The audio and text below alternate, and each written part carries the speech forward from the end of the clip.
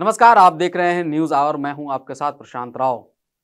हमारी हिंदू संस्कृति विश्व में प्राचीन संस्कृति है, जिसका महत्व आज विश्व के कोने कोने तक लोग जानते हैं। हमारे इस भूभाग पर तमाम मनीषियों, ऋषियों, मुनियों और महात्माओं ने जन्म लिया। हमारे देश में तमाम ग्रंथ, उपनिषद, वेद, पुराण, देववाणी स्वरूप कई ग्रंथों की रचना हुई है।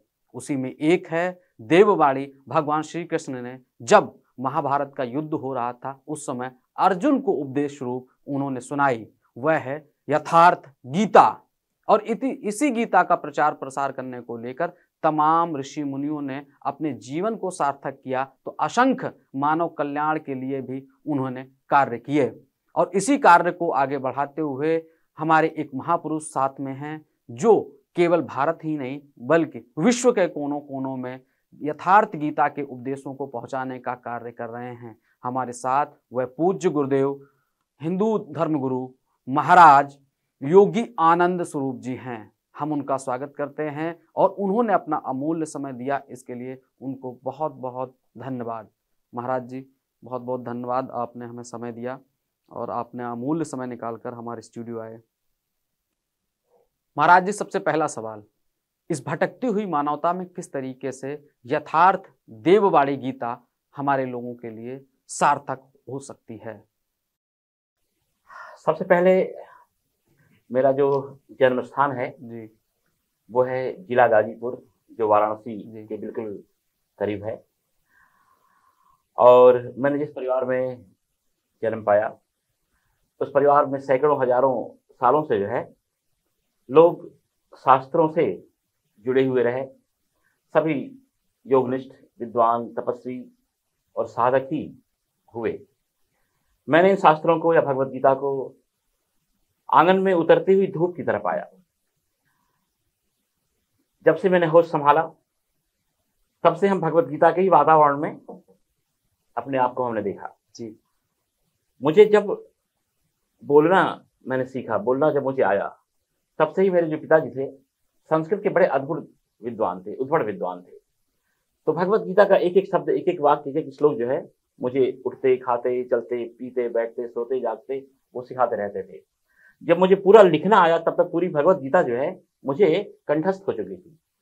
और वैसे पूर्व जन्म का ये पूरा का पूरा एक, क्या कह सकते हैं, विरासत होती है। और ये सारी की सारी चीजें केवल इस जन्म की उपलब्धि तो ठीक है होती ही है, लेकिन पिछले जन्म की तमाम उपलब्धियां साथ जब जुड़ती चली जाती हैं, तब जाकर कोई घटना घटती है। और भगवत गीता ही मुझे लगा कि नहीं, अगर जीवन को पूर्ण रूप से हमें अगर जीवन की पूर्णता को उसे प्रदान करना है, समाज हो चाहे विश्व हो या यह जो रुग्ण मानसिकता हो, अगर उसे हमें स्वास्थ्य देना है, कंप्लीशन देना है, तो भगवत गीता के जैसा दूसरा कोई ग्रंथ जो है वो दिखाई नहीं पड़ता है। हमारे यहाँ तो अनंत शास्त्रम, बहुत सारे शास्त्र हैं, लेकिन भगवत गीता और अन्य दूसरे शास्त्रों में बहुत बहुत अंतर है।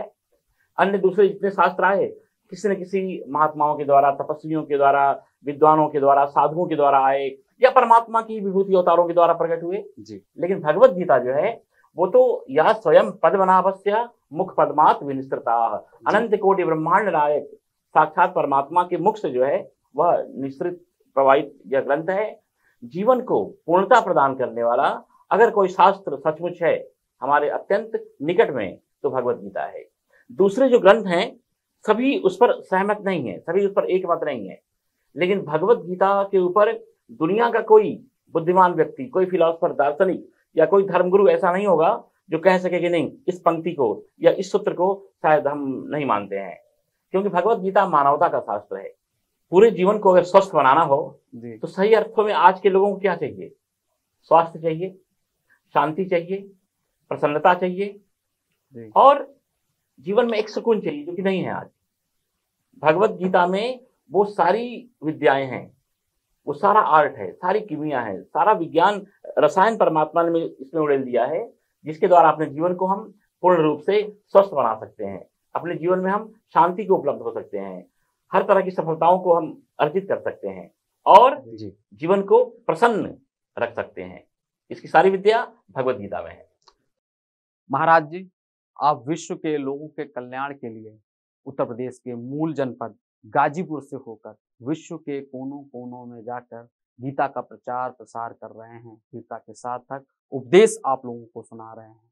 आपने अपना आश्रम अमेरिका के मिशिगन सिटी में बनाया है। किस तरीके से आप लगातार भगवान श्री कृष्ण की वाणी गीता का उपदेश लोगों को दे रहे हैं? जैसे जैसे लोगों के जीवन में जी भौतिक संसाधनों की प्रचुरता बढ़ती जा रही है, वैसे ही वैसे लोग अशांत होते जा रहे हैं। जी आज आपने देखा होगा कि बहुत ज्यादा भीड़ आपको मंदिरों के सामने दिखाई पड़ेगी। जी कि कोई ज्योतिषी आ जाए, उनके यहाँ लंबी लाइन दिखाई पड़ेगी। कोई तांत्रिक मांत्रिक आ जाए, वहां बहुत लंबी लोगों की लाइन आपको दिखाई पड़ेगी। इसका मतलब ये नहीं समझना कि लोग ज्यादा धार्मिक हुए हैं। जी इसका मतलब ये है कि आज लोग ज्यादा अशांत हुए हैं। जी सब कुछ होते हुए भी लोगों का जीवन अंदर से अशांत है, क्योंकि संसार या संसार की भौतिक उपलब्धियां या वस्तुएं या साधन जीवन में ठीक है, आपको बाहर से तो भर सकते हैं, लेकिन अंदर का जो खालीपन है वह संसार नहीं दे सकता है। तो लोगों को लगता है कि अगर जीवन में वास्तव में हमें आंतरिक अगर सुख चाहिए, शांति चाहिए, प्रसन्नता चाहिए, तो अध्यात्म की आवश्यकता है, ब्रह्म विद्या भगवत गीता की आवश्यकता है। तो मेरे पास तो सभी धर्मों के लोगों ने आकर के भगवत गीता पढ़ा है। अफ्रीकन देशों में हम बहुत वर्षों तक रहे, वहां भी लोग आकर के भगवत गीता हमारे पास सीखते थे। उसके बाद चाहे वो ब्रिटिश हो, चाहे वो कनाडा से लोग हैं, चाहे वो अमेरिका से लोग हैं, इवन इसराइल में हम महीनों महीनों रह करके और भगवत गीता हमने पढ़ाया है, भगवत गीता पर हमने प्रवचन किया है। एक बार हमारा प्रवचन था बोल्टन, इंग्लैंड का एक शहर है, उसके चर्च में जी और सारे के सारे वहां पर ब्रिटिश लोग ही थे जी। एक वही लड़की भारतीय थी जो मुझे लेकर के वहां गई हुई थी जी। और बहुत संख्या थी। और उन लोगों ने जैसे मुझसे भगवत गीता के प्रश्न पूछे, मैं बड़ा चकित हो गया। मैंने कहा कि मुझे बहुत आपके प्रश्न अच्छे लगे, लेकिन इस तरह का प्रश्न आप लोग पूछ कैसे पा रहे हो? तो लोगों ने कहा कि महाराज, हर रविवार को हम लोग अलग अलग लेखकों की गीता लेकर के यहाँ पर बैठते हैं और पढ़ते हैं, उस पर चर्चा करते हैं, डिस्कस करते हैं। 3-4 घंटे तक क्वेश्चन आंसर चला और बहुत ही सुंदर अच्छा हुआ कार्यक्रम रहा।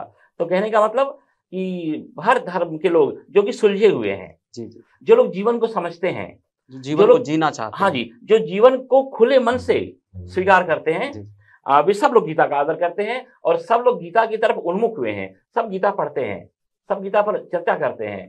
तो मैं तो पूरे दुनिया में बादल की तरह घूमते हुए भगवत गीता पढ़ाता हूँ, भगवत गीता पर प्रवचन करता हूँ। भगवत गीता जीवन में कैसे जिया जाता है बस वो लोगों को सिखाता हूँ, और लोग वास्तव में अपने आप को बड़ा धन्य महसूस कर रहे हैं इस ग्रंथ के साथ। इस विश्व में भटकती हुई मानवता को किस प्रकार से आप गीता के माध्यम से लोगों को उपदेश देकर जागरूक कर रहे हैं? देखिए, आदमी जो आज परेशान है ना, यह हमारी जो इच्छाएं हैं, हमारी जो कामनाएं हैं, हमारी जो अपेक्षाएं हैं, इनको लेकर के आज व्यक्ति परेशान है। भगवत गीता में परमात्मा ने निष्काम कर्मयोग का जो है वह संदेश दिया है कि आप कर्म करिए, लेकिन अगर थोड़ी भी अपेक्षा आपने रखी, अगर आप इच्छाओं से बंध गए, अगर आपका जीवन कामनाओं से नियंत्रित हो रहा है, तो सब कुछ प्राप्त होने के बाद भी आप अंदर से अधूरे अधूरे ही रह जाओगे। भगवत गीता में परमात्मा ने कर्तव्य को, सेवा को, इसको ही पूजा कहा है।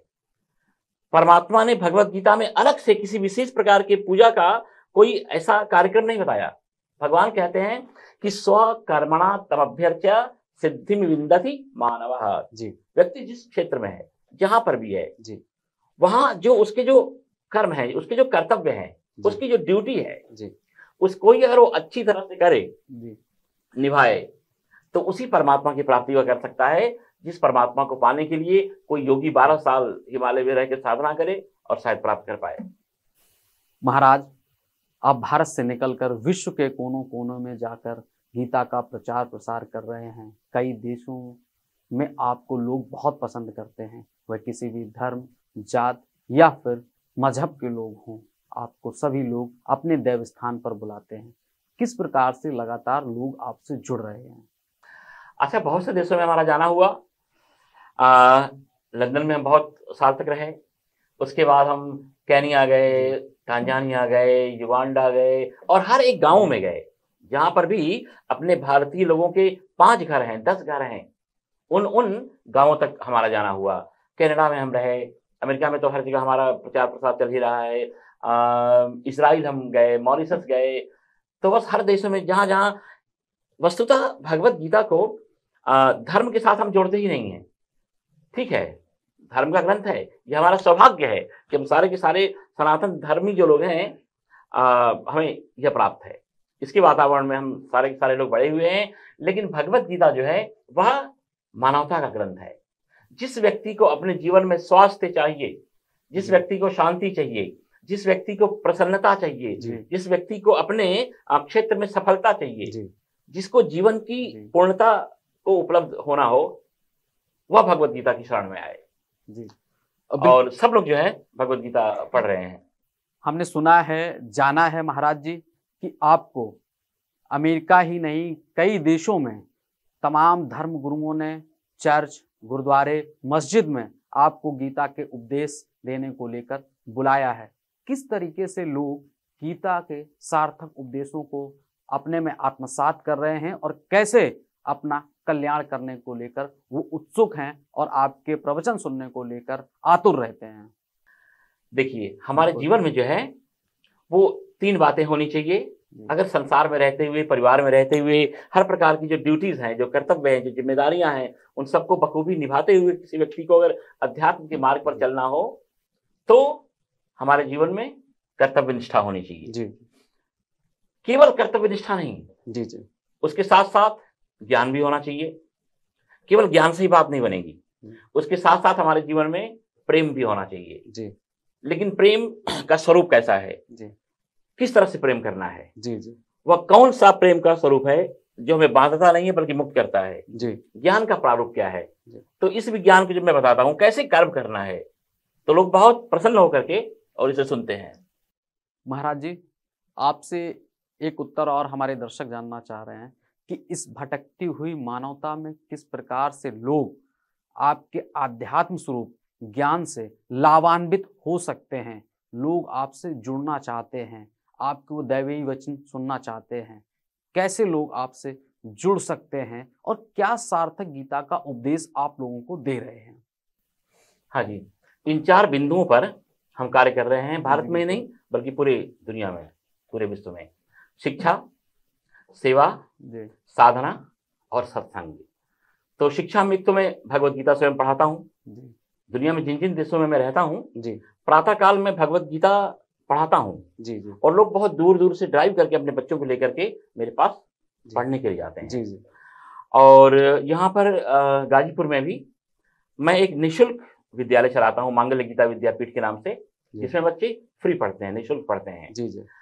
तो शिक्षा में जो है ऐसे भी बच्चे जो पढ़ पाने में, इस महंगी जो शिक्षा आजकल जो चारों तरफ फैल रही है एक व्यवसाय का रूप लेकर के, अपने आप को अक्षम जहां पा रहे हों, उन ऐसे बच्चों को भी हम आगे तक पढ़ाते हैं, उनकी हर तरह से आर्थिक मदद करके। और उसके बाद सेवा का हमारा प्रकल्प है। सेवा के प्रकल्प में भी काफी हम कार्य कर रहे हैं। जो भी नीडी लोग हैं, जो भी आवश्यकताओं और अभावों में जो लोग जी रहे हैं, तो जिस तरह से भी उनकी मदद हो सकती है उसमें लगे हुए हैं। और साधनाएं भी जीवन के लिए बहुत आवश्यक हैं। तो मैं स्वयं भी, हमारा जो मुख्य विषय है वो तो साधना का विषय है। मैं स्वयं उपासक हूँ। तो साधना जो लोग अध्यात्म के जिज्ञासु हैं, पिपासु हैं, ऐसे जो लोग मेरे पास आते हैं उनको मैं गाइड करता हूँ, साधनाओं के बारे में बताता हूँ। व्यक्ति की आंतरिक जो उसका जो होनापन है वो किस साधना का अधिकारी है, उसके अनुसार उसे उसमें साधना में लगाता हूँ। और उसके साथ साथ सत्संग जीवन में बहुत अनिवार्य है, क्योंकि सत्संग के बिना जीवन जो है वो सफल नहीं हो पाता है। तो मैं सभी से कहना चाहूंगा कि आप भी अपने जीवन में ये मूलभूत 4 बिंदुओं पर आप लोग भी अपने जीवन को ला करके स्थापित कीजिए। जीवन में शिक्षा होनी चाहिए, जीवन में सेवा होनी चाहिए, और साधना के साथ साथ सत्संग की भी बहुत आवश्यकता है। इसके बिना संसार की हर वस्तु प्राप्त करने के बाद भी हमारा जीवन अधूरा ही रहेगा। महाराज जी, सबसे महत्वपूर्ण प्रश्न आज के समय में जो है कि आज परिवार में भाई भाई का नहीं है, पिता पुत्र का नहीं है, पति पत्नी के बीच में झगड़े हो रहे हैं। परिवार के बाद आसपास के जो रहन सहन का वातावरण है, आपके जो पड़ोसी हैं, उनसे लोगों का बहुत झगड़ा हो रहा है। तो गीता के मार्ग पर चलकर किस तरीके से लोग अपने जीवन को सफल, सार्थक और संयमी बना सकते हैं, वो हमारे दर्शक वो उपदेश सुनना चाहते हैं। हमारे शास्त्र कहते हैं कि सुखार्थाः सर्वभूतानां मता सर्वा प्रवृत्तयः। मनुष्य ही नहीं, प्राणी मात्र जो कुछ भी अपने जीवन में जी कर्म करता है, पुरुषार्थ करता है, प्रयास करता है, प्रयत्न करता है, जी तो वह केवल सुख की प्राप्ति के लिए, दुखों से बचने के लिए। जी लेकिन लाख कर्म करने के बाद भी, प्रयास करने के बाद भी एक व्यक्ति का जीवन पूर्ण रूप से सुखी कहाँ हो पाता है? दुखों से हम कहाँ बच पाते हैं? लेकिन दुखों के निवारणार्थ हमारे यहाँ इतने साधन बताए गए हैं कि यह समय तो बहुत कम है, फिर भी दुख का जो मुख्य कारण है, जो मूल कारण है, वो है अज्ञानता, जी नासमझी, जी समझदारी का अभाव, जिसकी कमी हम भगवत गीता के द्वारा पूरी कर सकते हैं। परमात्मा की कृपा कैसे हमारे ऊपर बरसे, इसके लिए भगवान की उपासना हम कर सकते हैं। अगर आपके इष्ट भगवान शिव हैं तो उनकी उपासना करें, भगवान कृष्ण की उपासना करें, भगवती की उपासना करें, तो इस तरह से आप अपने जीवन को जो है वह कंप्लीट बना सकते हैं। तो बहुत सारे साधन बताए गए हैं। अब हम बार बार आप लोगों के बीच जो हम आते रहेंगे, तो हमेशा आप लोगों के जिज्ञासाओं के अनुसार एक एक हम कोई ना कोई आप लोगों को उपाय बताते रहेंगे, किस तरह से व्यक्ति अपने जीवन को पूर्ण रूप से अध्यात्म के द्वारा सुखी बना सकता है। महाराज श्री, लोग आपसे यह भी जानना चाह रहे हैं किस तरीके से यथार्थ गीता को अपने जीवन में सार्थक बना सकते हैं, इस ओर अपने किसी उपदेश से प्रकाश डालें ताकि जो हमारे दर्शक हैं वो अपने जीवन को धन्य बना सकें। पहली बात कि आप सभी को लेकर के मैं किसी अंधविश्वास की तरफ नहीं जाना चाहता हूँ, जी जी, क्योंकि मैं अंधविश्वासों का बड़ा घोर विरोधी हूँ। जी जो सत्य है वही आपके सामने में प्रकट करता रहूंगा जब जब भी हमारा आपके बीच में आना होगा। पहली बात कि आप लोग ज्ञान की उपासना करें, जी, ब्रह्म की उपासना करें। जी, ब्रह्म की जो आह्लादनी शक्ति है, भगवती है जी, उनकी आप लोग उपासना करें, और इन दो प्रकार की उपासनाओं से आपका जीवन सही रूपों में परिपूर्ण हो पाएगा, कंप्लीट हो पाएगा। अगर आप भगवती की उपासक हैं तो भगवती की उपासना करें, 10 महाविद्याओं की उपासना करें, भगवान शिव की आराधना करें। हमारे यहाँ तो जीवन को सुखी बनाने के जितने प्रयास किए गए हैं, जितने साधन दिए गए हैं, जितना विज्ञान हमारे ऋषियों ने बिल्कुल प्रस्तुत करके रखा हुआ है, दुनिया के किसी भी मैंने तो हर जगह सबको देखा है, वैसी व्यवस्था उनके यहाँ नहीं है जैसी कि हमारे यहाँ व्यवस्था है। तो बस आप लोग ज्ञान की उपासना करें, भगवती की उपासना करें, और इतना पर्याप्त है जीवन में, जीवन को सुखमय बनाने के लिए।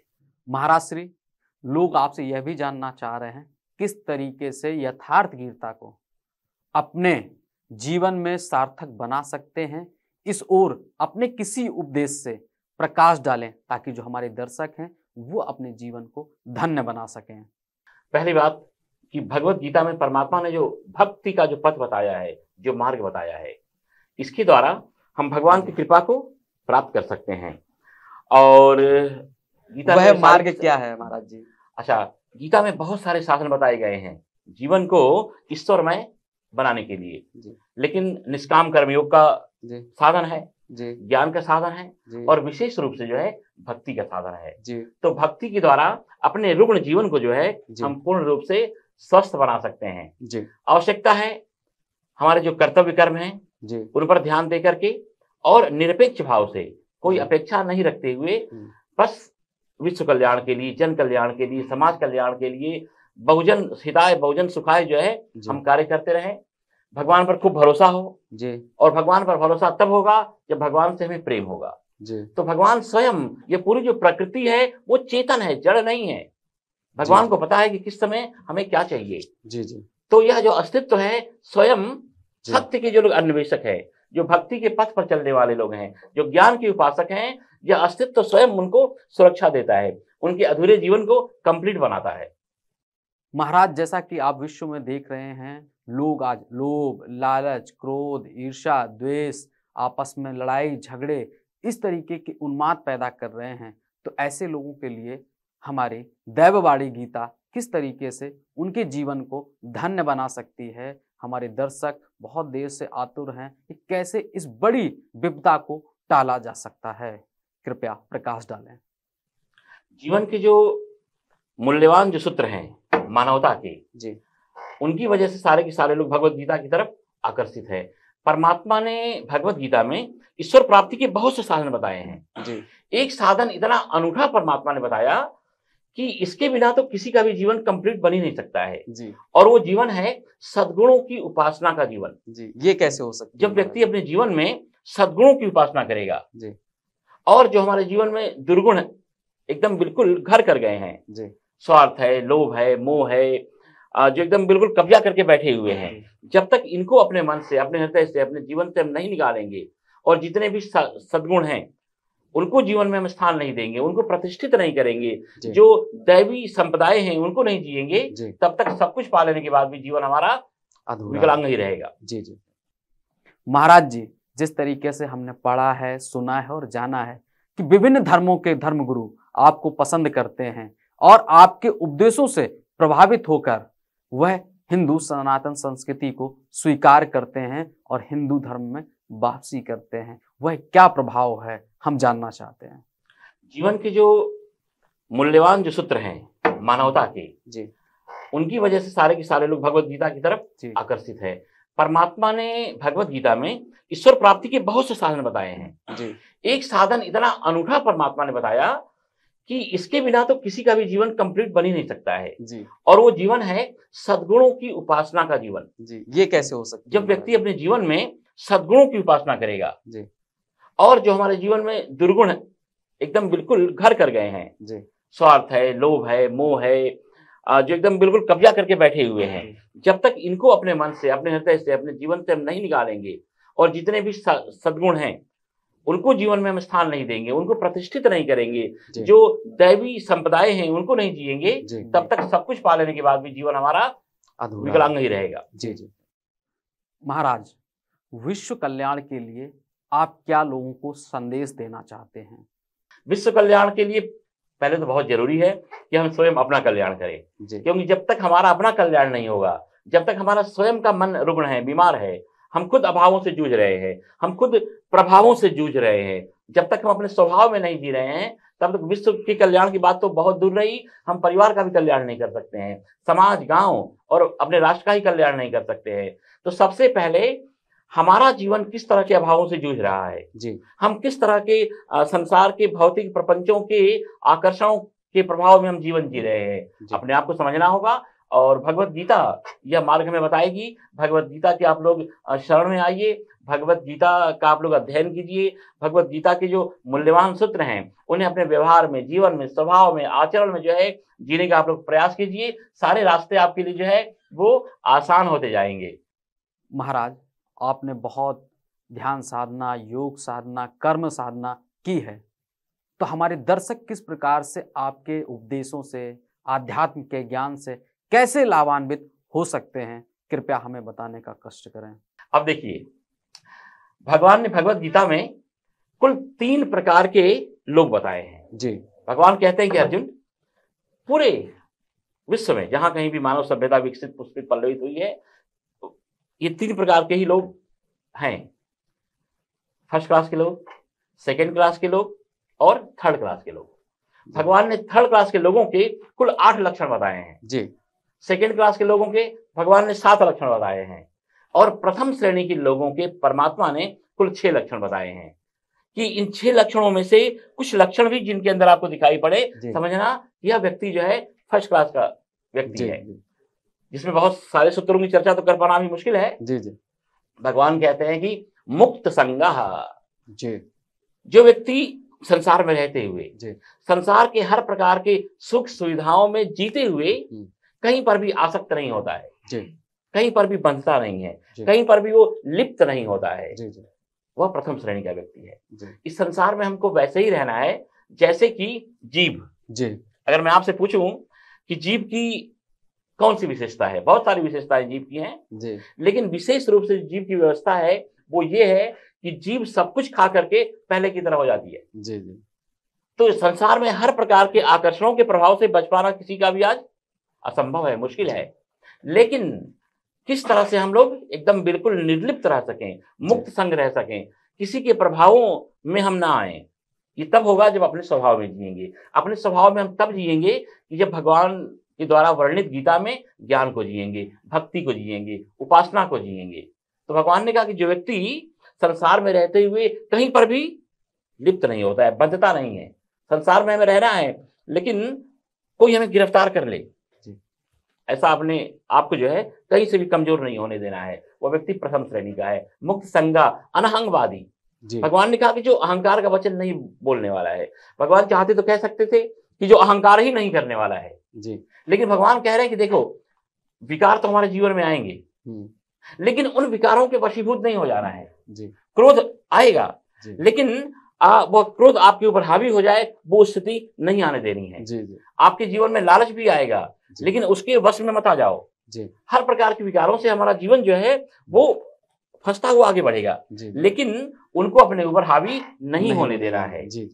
तो इस तरह से व्यक्ति जो है इन जो मानवीय दैवी जो गुण हैं जीवन को महान बनाने वाले, जीवन को परमात्मा के उस ब्राह्मी शिखर पर प्रतिष्ठित करने वाले, वहां तक व्यक्ति सहज में ही इन सूत्रों के द्वारा अपने जीवन को आगे बढ़ा सकता है, पहुंचा सकता है।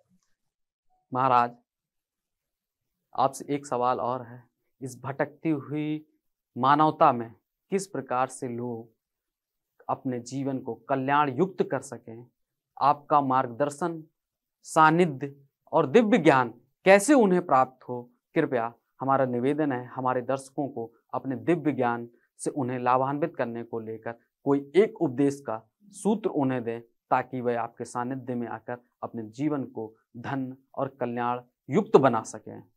जीवन की सारी दिव्यताएं प्रस्फुटित होती हैं परमात्मा की भक्ति से ही, और मैं स्वयं उपासना का व्यक्ति हूँ, साधना का व्यक्ति हूँ, और पूरी दुनिया में बादल की तरह भ्रमण करते हुए कुछ समय हम उपासना के लिए अपना बहुत ही एक तरह से रिजर्व रखते हैं, और उन दिनों में मैं भगवती की उपासना करता हूँ।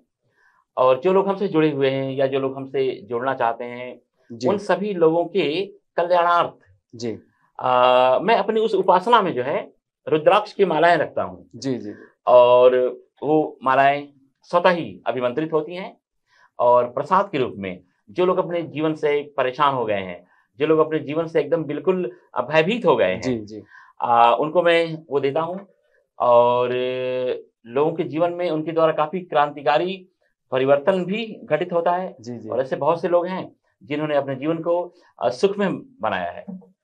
बहुत से दर्शक महाराज आपको हमारे टीवी चैनल पर देख रहे हैं और उनकी तमाम प्रबल इच्छाएं होंगी कि वह दुखों के इस भवसागर से कैसे पार निकल सकें, और जो दिव्य ज्ञान आप भारत की भूमि से निकलकर विदेशों में लोगों को अर्पित कर रहे हैं, उन्हें तर्पित कर रहे हैं, उनके जीवन को धन्य बना रहे हैं, तो आपके सानिध्य और आशीर्वाद को लेकर किस प्रकार से वह आपसे संपर्क कर सकते हैं, क्योंकि आपका बहुतायत समय विदेशों में गुजरता है, वहां भटकती हुई मानवता से जो पीड़ित लोग हैं उनके कल्याण के लिए काम कर रहे हैं। तो यह जो सनातनी संस्कृति की पावन भूमि भारत है, यहाँ लोग आपसे कैसे जुड़ सकते हैं, उस बारे में आपसे लोग संपर्क करना चाहें तो कैसे कर सकते हैं, कृपया हमें मार्गदर्शन दें और यह बताने का आप कृपा करें। हाँ जी, वैसे तो मैं पूरी दुनिया में भ्रमण करता रहता हूँ। मेरा जो आश्रम है वो मिशिगन इन आर्बर में है, गाजीपुर में भी मेरी संस्था है, लेकिन यदि मेरे द्वारा अगर किसी को मेरे पास पहुँचना है, संपर्क करना है, तो विशेष रूप से जो हमारे यहाँ पर मुझे जिन्होंने यहाँ पर बुलाया है अशोक मिश्रा जी हैं जी जी, और यहाँ पर द्विवेदी जी हैं जी जी, इन लोगों के द्वारा मेरे पास तक पहुंचा जा सकता है, चाहे मैं दुनिया में कहीं पर भी रहूं। और वैसे जो लोग फेसबुक चलाते हैं जी, अगर वे लोग योगी आनंद जी ऐसे फेसबुक पर लिखेंगे तो हमारी प्रोफाइल आ जाएगी, तो उसके द्वारा भी आप लोग जुड़ सकते हो। व्हाट्सएप है, उसके द्वारा भी आप लोग जुड़ सकते हो, और नहीं तो अशोक मिश्रा जी हैं और द्विवेदी जी हैं, ये सर्वश्रेष्ठ साधन आपके लिए सिद्ध होंगे। इनके द्वारा आप लोग हमसे संपर्क कर सकते हैं। कोई भी आपको अगर मुश्किल हो, परेशानी हो, बहुत ढेर सारे आपके कर्म करते रहने के पश्चात भी आपके जीवन में जो है यदि परेशानियों का अंत होना आपको दिखाई नहीं पड़ता है तो जरूर आप लोग मुझसे संपर्क करें, और अध्यात्म के द्वारा, भगवत गीता के द्वारा जो अध्यात्म के ग्रंथ हैं उनमें जो ज्ञान है उसके द्वारा जो है मैं आपके जीवन में जो मुश्किलें हैं उनको हल करने का प्रयास करूंगा। और आज मैं 40 वर्षों से लगातार जो है इसी तरह से लोगों को ब्रह्म विद्या के द्वारा और उपासना के द्वारा लोगों को बस धीरे-धीरे ईश्वर की तरफ ले जाने का प्रयास कर रहा हूँ और काफ़ी हद तक मैं सफल भी हूँ। प्रिय दर्शकों, आप भी महाराज जी के दिव्य ज्ञान और उनकी सार्थक वाणी को अपने जीवन में आत्मसात बनाने को लेकर आप हमारे उत्तर प्रदेश के अशोक मिश्रा जी से संपर्क कर सकते हैं, जिनका नंबर है 7400382678। कैप्टन एच के द्विवेदी, इनसे भी आप संपर्क कर सकते हैं। इनका नंबर है 8840224223। आप इन नंबरों पर संपर्क कर महाराज जी के दिव्य वचनों को सुन सकते हैं, उनका सानिध्य पा सकते हैं, उनका आशीर्वाद ले सकते हैं और आप लोग अपने जीवन को धन्य बना सकते हैं। जैसा कि आप सुन रहे थे, हमारे साथ पूज्य गुरुदेव महाराज स्वामी योगी आनंद स्वरूप जी थे, जो हमारे उत्तर प्रदेश के मूल जनपद गाजीपुर से निकलकर विदेशों में दैववाणी गीता का प्रचार प्रसार कर रहे हैं। आज हमारी हिंदू संस्कृति आर्यावर्त यानी कि विश्व कोने में पहुंच रही है और उसकी सार्थक भूमिका हमारे योगी आनंद स्वरूप जी महाराज निभा रहे हैं। विश्व के तमाम धर्मों के गुरुओं से वह मिलकर दैववाणी भगवान श्री कृष्ण के मुखार बिंदुओं से निकली यह सत्यवाणी, जो हमारे जीवन के हर क्षेत्र में सार्थक और इसके साथ जीवन को धन्य बनाने वाली जो वाणी है, वह लोगों को बता रहे हैं। असंख्य लोग आज योगी आनंद स्वरूप जी के मुखार बिंदुओं से गीता के यथार्थ उपदेशों को सुनकर धन्य बना रहे हैं और इसके साथ ही वह हिंदू सनातन संस्कृति को भी अपना रहे हैं। फिर वह चाहे ईसाई हों, इस्लामिक देश के मुस्लिम हों, पारसी हों, जैन हों, बुद्धिस्ट हों, तमाम वह लोग जो इस तरीके से पीड़ित हैं, शोषित हैं, जिनके जीवन में शांति नहीं है, धैर्य नहीं है, लोभ लालच में डूबे हुए ऐसे लोग आज स्वामी योगी आनंद स्वरूप जी के मुखार बिंदुओं से वह पवित्र वाणी सुनकर प्रेरित हो रहे हैं और हिंदू धर्म में वापसी कर रहे हैं। और यही हमारी हिंदू संस्कृति और परंपरा भी है, जो प्राचीन थी, आज भी प्राचीन है और अंततः हमारी हिंदू संस्कृति प्राचीन और अमर अजर रहेगी। हमारे साथ बहुत अमूल्य समय दिया योगी आनंद स्वरूप जी महाराज ने। हम उनका धन्यवाद करते हैं, पूज्य गुरुदेव जी ने जो अपना समय हमारे इस स्टूडियो में दिया। देखते रहिए न्यूज़ आवर।